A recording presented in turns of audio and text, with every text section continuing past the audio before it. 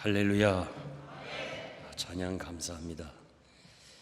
프랑스의 유명한 첼리스트 모리스 장드롱은 세계적인 첼리스트입니다.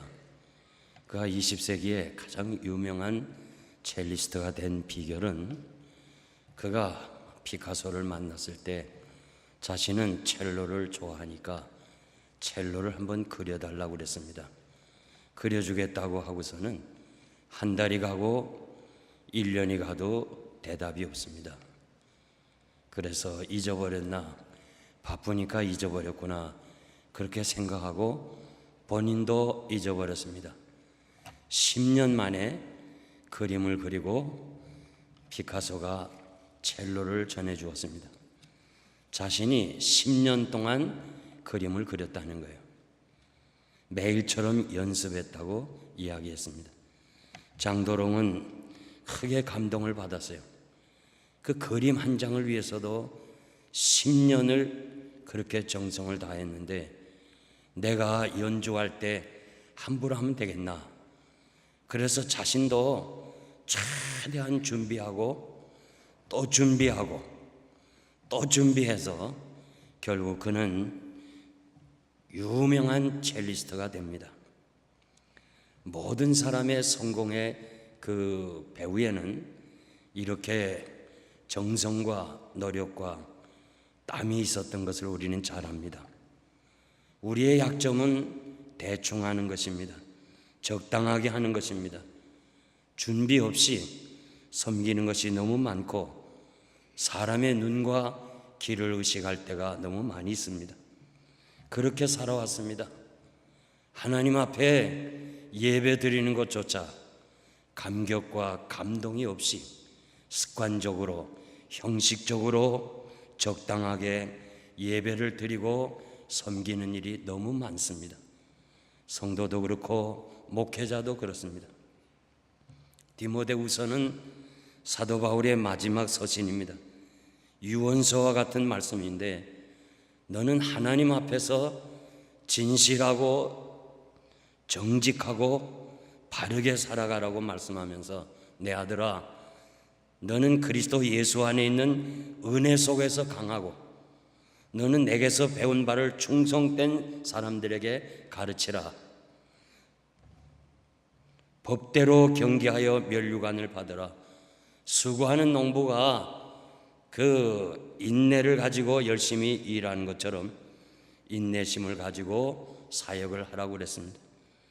우리가 주와 함께 죽으면 주와 함께 살 것이라고 말씀하면서 오늘 중요한 내가 진리의 말씀을 옳게 분별하며 부끄러움이 없는 일꾼으로 인정된 자로 자신을 하나님 앞에 드리길 힘쓰라고 그렇게 말씀을 했습니다. 저는 오래전 전도사 시절에 이 말씀을 읽으면서 내 마음에 와 닿았습니다. 나에게 주신 말씀으로 받았습니다. 그날 이후 오늘까지 나의 목회의 좌우명이 된 것이 바로 이 본문의 말씀입니다. 제가 교회를 섬기면서 날마다 내 마음속에 이 말씀을 묵상했고 또 저와 같이 사역하는 목사님들이 교회를 떠날 때 그 감사패를 주면서 이 말씀을 기록해 주었습니다. 그리고 당부해 주었습니다. 지난 월요일 개혁신학교 졸업식에도 졸업생들에게 진리의 말씀을 옳게 분별하고 부끄러움이 없는 일꾼이 되라고 그렇게 사은회 때 말씀을 드렸습니다. 우리가 이 귀한 말씀, 이제 여러분들에게 말씀을 전할 기회도 많지 않기 때문에 제가 늘 묵상했던 말씀을 여러분들에게 전해드리고 싶습니다. 성경 본문에 보면 인정받는 일꾼이다, 그렇게 타이틀이 성경에 기록되어 있습니다. 14절에 보니까 성도들에게 말다툼을 하지 말라고 엄히 명하라. 말다툼은 유익이 하나도 없고 도리어 듣는 자를 망하게 하느니라 하면서 오늘의 본문 말씀, 내가 진리의 말씀을 옳게 분별하고 부끄러움이 없는 일꾼이 되고 하나님 앞에 자신을 드리기에 힘쓰라고 이렇게 말씀하고 계십니다. 우리가 교회 안에서 왜 말다툼이 있습니까? 인정받기 위해서 그렇습니다.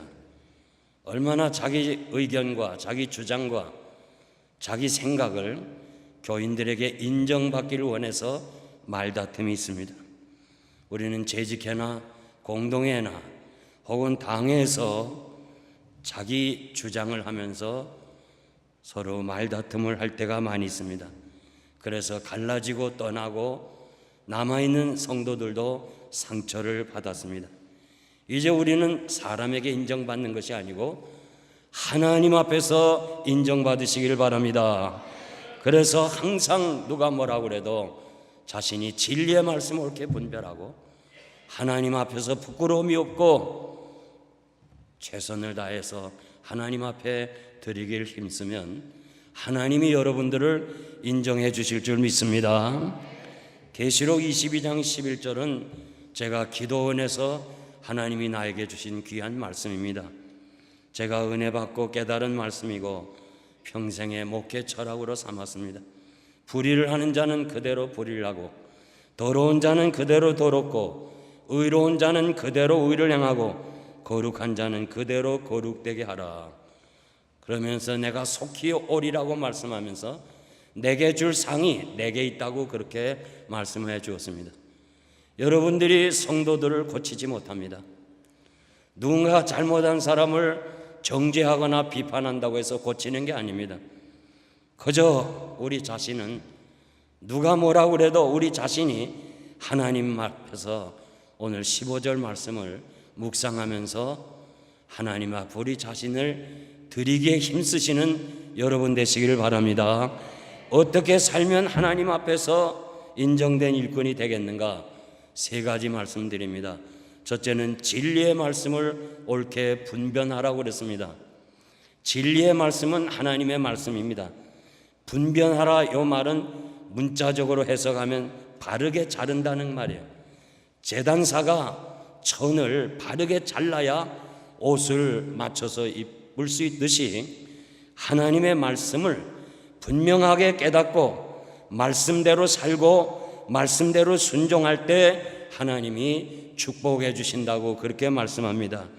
디모데전서 6장 3절 보니까 누구든지 다른 교훈을 하며 바른 말씀과 경건에 관한 교훈에 창념치 아니하면 저는 교만하게 되고 변론과 언쟁을 좋아한다고 말씀합니다. 여러분들이 하나님의 말씀대로 살지 아니하면 그 다음에 우리가 하는 일은 뭐냐? 변론하기 좋아하고 언쟁하기 좋아하고 그리고 자기 주장하기 좋아한다는 말씀입니다. 우리가 하나님의 말씀을 알지 못하면 주의 일에 걸림이 되고 교만하여 분쟁만 일으키게 됩니다. 우리 교회는 개혁주의 신앙 위에 세워진 교회입니다. 개혁이 무엇입니까? 하나님의 말씀으로 돌아가는 것입니다. 계속하여 교회가 세속화되기 때문에 이 세속의 물결이 교회를 자꾸 침입하기 때문에 우리가 계속해서 교회를 개혁해 나가야 되는 거, 말씀으로 돌아가야 되는 거, 그것이 바로 개혁주의 신앙입니다. 열왕기하 22장 8절 이하에 보면 솔로몬 이후 이스라엘은 남북으로 갈렸습니다. 그리고 어두운 수렁에 빠져서 허덕이게 되었습니다. 이때 요시야 왕이 황폐된 성전을 재건하게 됐습니다. 성전을 수리하면서 외면되어 있던 하나님의 말씀을 발견합니다. 그리고 서기관 사반을 통해서 이 되찾은 하나님의 말씀을 왕에게 읽혀드립니다. 그 말씀을 들으면서 왕은 듣고 옷을 찢었다고 그랬습니다. 통회했습니다. 자신의 지나온 날이 너무도 말씀대로 살지를 못했습니다. 하나님의 말씀을 듣지 못했고 보지 못했으니까 자기가 옳은 걸로 알고 살았는데 말씀을 분별해 보니까 너무너무 죄악이 많았습니다. 그래서 그는 지도자들과 백성들을 모으게 하고 하나님의 말씀을 읽어 그들로 하여금 듣게 하고 우리가 하나님의 말씀으로 돌아가자, 우리가 말씀대로 순종하면 우리 복을 받을 것이다, 바로 외쳤던 것이 우리가 잘 아는 요시야 왕의 종교 개혁입니다. 마틴 루터는 수도사였지만 죄에 대해서 그렇게 자유하지 못했습니다. 그는 항상 죄가 자기를 짓누르고 있습니다.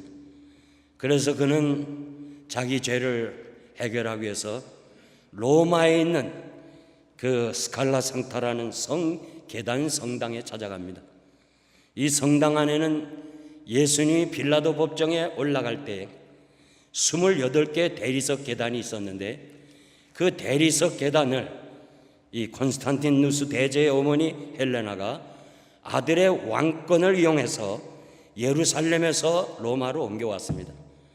그리고 많은 지금도 순례자들이 그 계단을 무릎을 꿇고 올라가면 죄가 다 사유함 받는다고 그렇게 가르치고 알고 있었습니다.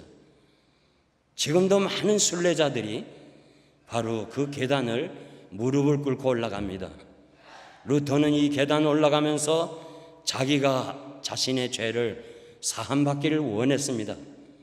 그러면서 한 계단 한 계단 무릎 꿇고 올라가다가 문득 서너 계단을 앞에 두고 로마서 1장 17절 말씀이 섬광처럼 마음을 환하게 비추어 줍니다.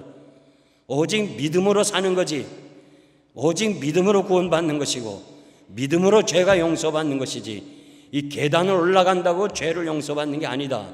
그 사실을 깨닫고 서너 계단을 놓고 일어서서 올라갑니다. 지금은 아무것도 아니지만 당시에는 대단한 혁명입니다. 대단한 결단입니다. 지금도 남미에 가면 성당에 올라가면서 그 마당에서부터 무릎 꿇고 가는 사람 많아요. 성경이 아닌 어떤 형식, 사람이 만들어낸 규범, 유전, 전통, 지식, 경험, 이성, 이런 것들이 우리 신앙생활을 바르게 하지 못할 때가 너무 많아요.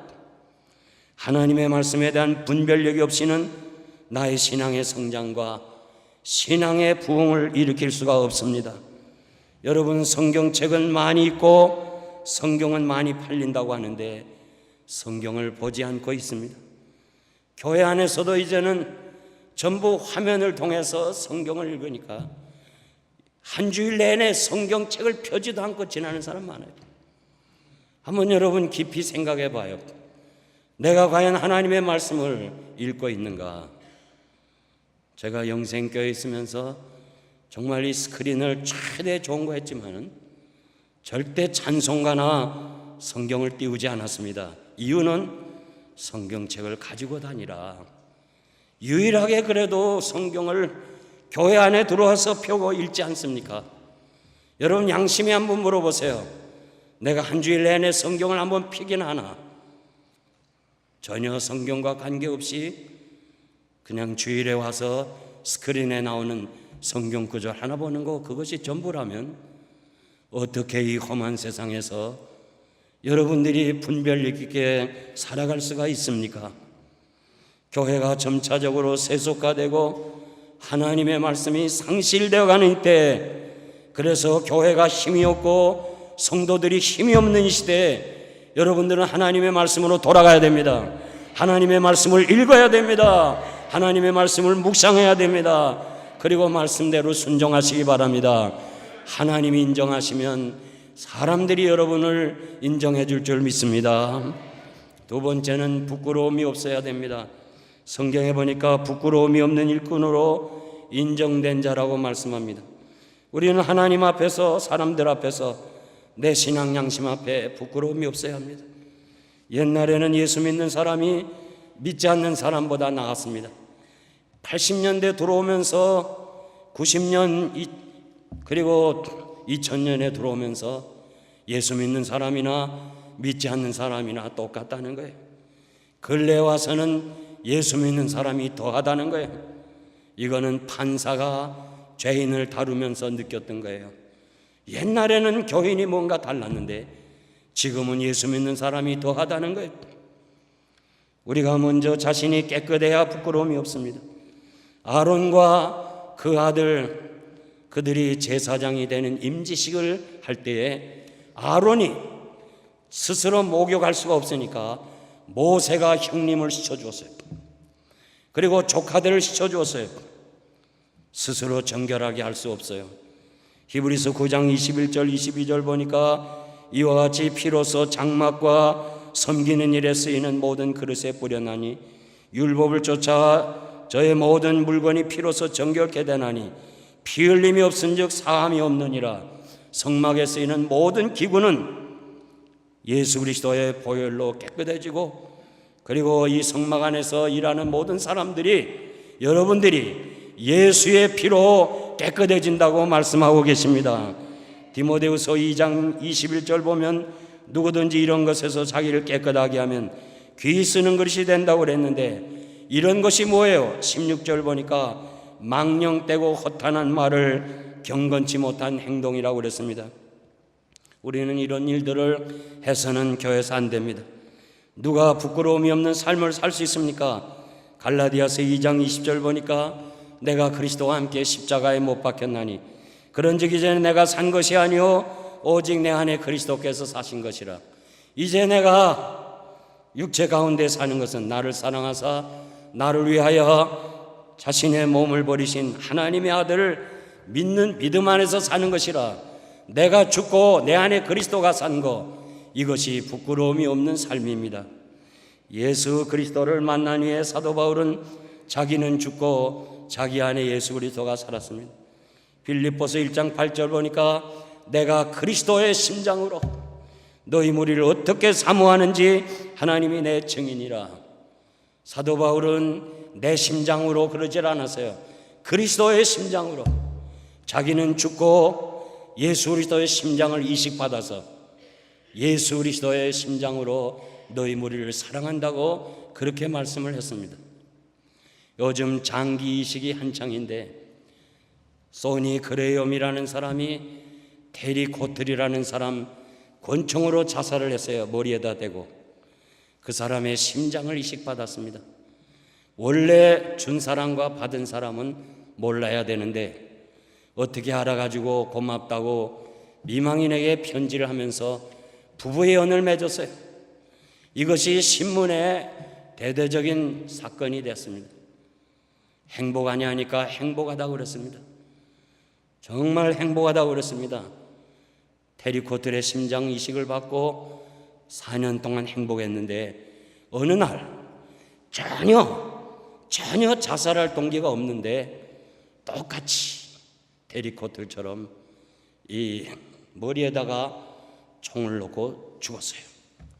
그래서 심리학자들, 과학자들, 의학자들이 모여서 이거는 한번 연구의 대상이 된다. 그래가지고 이식을 받은 사람들을 전부 만나서 조사를 해보니까 심장을 혹은 장기를 준 사람의 성품과 닮아갈 수 있다. 그런 결론을 보고했습니다. 그러니까 이식을 받을 때도요, 망나니 거 받으면 안 돼요. 여러분, 예수 그리스도의 심장을 가지시기를 바랍니다. 황해도 소래 지역에 한국에서 제일 먼저 교회가 세워졌습니다. 1894년 맥킨지 선교사가 복음 전파를 했고 우리나라에서 얼마나 고생을 많이 했는지, 기후와 음식이 너무 안 맞아가지고 이분이 병이 났습니다. 여러분 그렇지 않아요? 우리도 음식에 맞지 않는 지역에 가면 몸이 아프지 않습니까? 그래서 너무 아픈 소식을 듣고 언더우드 박사의 아내 되는 앤 홀튼이 빵이며 설탕이며 고기며 미국 양식으로 한 박스를 이렇게 미국에다 오다해서 이 맥킨저 선교사에게 드렸습니다. 이 선교사가 선물 상자를 열어보고 울었다는 기록이 있습니다. 너무너무 감사하고, 그리고 이 음식을 대하면서 한참이나 울었다고 합니다. 그 후에 먹고 싶었던 음식을 먹지 않았습니다. 이제 한국 음식에 길들어져 있는데, 한국 음식에 적응되어 가는데 또 양식을 먹음으로 또 내 자신이 그 변화가 될까봐 오히려 마당에 놓고 모든 주민을 불러서 이것이 서양 음식이다 하면서 음식을 나누어 주었다는 기록이 있습니다. 저는 이 내용을 읽고 이분이야말로 진정으로 부끄러움이 없는 사람이구나. 우리가 주의 일 한다고 하면서 자신을 유익을 위해 사는 사람이 너무 많습니다. 교회를 섬기면서 질투심을 가지고 하는 그것은 부끄러운 것입니다. 주어진 시간, 주어진 건강, 주어진 기회, 주어진 직무를 당연하게 할 일을 못하면 부끄러운 일입니다. 성도답게 살아가지 않으면 부끄러운 사람입니다. 목사답게, 장로답게, 권사와 집사의 직분자로서 당연히 해야 할 일을 하지 못하고 당연히 직분자로서 직분을 못 감당하면 그건 하나님 앞에서나 사람 앞에 부끄러운 사람이 되는 것입니다. 사랑하는 성도 여러분, 여러분들이 직분에 걸맞게, 신앙의 연수에 걸맞게 하나님 앞에서 바르게 살아가시기를 바랍니다. 영국 수상 처칠은 너무 유명한 사람입니다. 그는 존경받는 큰 인물이 되었습니다. 어느 날 그는 업무가 너무 바빠서 자동차를 타고 가면서 붉은 불이 통과했습니다. 운전수에게 가자고 그랬습니다. 시간이 바쁘니까. 그때 어디서 나타난 교통경찰이 티켓을 띱니다. 자기 신분을 밝힙니다. 대영 제국에 내가 수상이다. 오늘 바빠서 이렇게 가니 이해하라. 아니요, 당신은 가짜요. 대영 제국의 수상이 법을 어기는 것은 가짜요. 그에게 충격을 받았어요. 자기가 법대로 해야 될 가장 최고의 지도자가 법을 어긴 것 때문에, 그래, 네 말이 맞다. 나는 가짜다. 나는 가짜야. 그러면서 그는 자기 자신을 깊이 반성했다는 거예요. 그리고 후에 자기에게 티켓을 띈 경찰을 불러서 너야말로 정말 훌륭한 경찰이라면서 계급을 한 계급 올려주려니까 이분이 거절을 했어요. 내가 마땅히 할 일을 했을 뿐입니다. 내가 교통경찰로 할 일을 했을 뿐입니다. 이것이 바로 떳떳하게 사는 거예요. 우리도 하나님의 사람답게 떳떳하게 부끄러움 없이, 한 점 부끄러움 없이 살아가는 여러분 되시기를 바랍니다. 하나님이 에레미야에게 저 성전문 앞에 서서 내게 예배하러 들어오는 자들에게 이렇게 말을 해도 너의 길과 행위를 바르게 하고 들어오라. 그래야 내가 네 예배를 받겠다고 그랬어요. 우리가 6일 동안에 범죄하고 죄짓고 거짓말하고 하나님의 말씀에 떠나 살다가 주일날 예배하러 들어오는 거, 우리 하나님이 그 예배를 받지 아니하겠다고 그랬습니다. 가짜 신자 되지 말고 진짜 신자 되기를 바랍니다. 주님 앞에 설 때 부끄러움이 없어야 됩니다. 바둑을 하는 사람은 잘 아는데요, 복기라는 것이 있습니다. 기사들은 자기가 한 집 혹은 반집으로 경기를 지면은 집에 돌아가서 바둑판을 놓고 정확하게 다시 놓습니다. 내가 왜 졌는가? 보통 350알인데 그 350알을 정확하게 그 위치에 갖다 놓고 다시 연구를 합니다. 그걸 복기라고 그럽니다. 우리는 그렇게 못해요. 아마추어는 그렇게 못해요. 그런데 기사들은 왜 그렇게 할 수 있느냐? 이 바둑알 하나 놓는 것을 그냥 놓는 게 아니에요. 기분 따라 놓는 거 아니에요. 생각해서 놓는 거 아니에요. 깊이 생각하고 또 생각하고 또 생각하고 후회가 없다 할 때 놓기 때문에 머리에 350발이 다 들어가 있는 거예요. 여러분, 하나님 앞에 섰을 때, 복귀될 때 우리의 인생이 부끄럽지 않도록 부끄러움 없이 하나님 앞에서 삶을 드려주시기를 바랍니다. 마지막 세 번째, 자신을 드리기에 힘쓰라고 그랬습니다. 여기 드린다는 말은 계속적인 의미가 있습니다. 번제물을 의미합니다. 날마다 번제물을 드리듯이 우리가 하나님 앞에서 자신을 드리라고 그랬습니다. 하나님이 우리를 사랑하셔서 자신의 아들을 십자가에 죽기까지 내어주신 그 은혜를 보답하는 마음으로 우리는 하나님의 영광을 위해서 우리 자신을 드려줘야 할 것입니다. 우리가 잘 아는 달란트 비유, 한 사람은 5달란트 받았고 한 사람은 2달란트를 받았고 한 사람은 1달란트를 받았습니다. 1달란트를 받았다는 게 문제가 아니라 그 1달란트의 은총을 잊어버리고 남긴 것이 없고 그냥 일하지 않고 땅에 묻어뒀던 거, 그것이 바로 문제였습니다. 로마서 14장 7절에서 8절 보면 우리 중에 누구든지 자기를 위하여 사는 자도 없고 자기를 위하여 죽는 자도 없다. 우리가 살아도 주를 위하여 살고 죽어도 주를 위하여 죽나니 그러므로 사나 죽으나 우리는 주의 것이로다. 믿습니까? 여러분은 주의 것이라고 그랬습니다. 이제는 내 것이 아니고 이제는 나는 부족하지만 주의 것입니다. 그러므로 주의 일에 힘쓰시기를 바랍니다. 하나님에게 자신을 드리게 힘쓰라고 그랬습니다. 사도 바울은 그의 삶이 주님 위하여 최선을 다했습니다. 그는 위대한 고린도전서 15장 부활장을 증거하면서 결론에 가서 내 사랑하는 형제들아 견고하며 흔들리지 말며 항상 주의 일에 더욱 힘쓰는 자들이 되라. 이는 너의 수고가 주 안에서 헛되지 않는 줄 알민이라고 그랬습니다. 주의 일은 항상 최선을 다해서 내 기분과 환경과 상황에 따라 상관없이 항상 우리 자신을 하나님 앞에 드려야 될 줄 믿습니다. 아프리카 선교에 헌신한 리빙스턴은 그의 마지막 일기장에 이렇게 기록됐습니다. 오늘은 나의 생일입니다. 나의 예수여, 나의 왕이여, 나의 생명이여, 나의 모든 것이여, 오늘 개하여 다시 나를 바칩니다. 자비하신 아버지, 나를 받아주소서. 독생자를 주셨는데 이 못난 거 아무것도 아니지만 나를 몽땅 바칩니다. 나를 받아 사용해 주옵소서. 아멘. 그렇게 마지막 일기장을 썼습니다.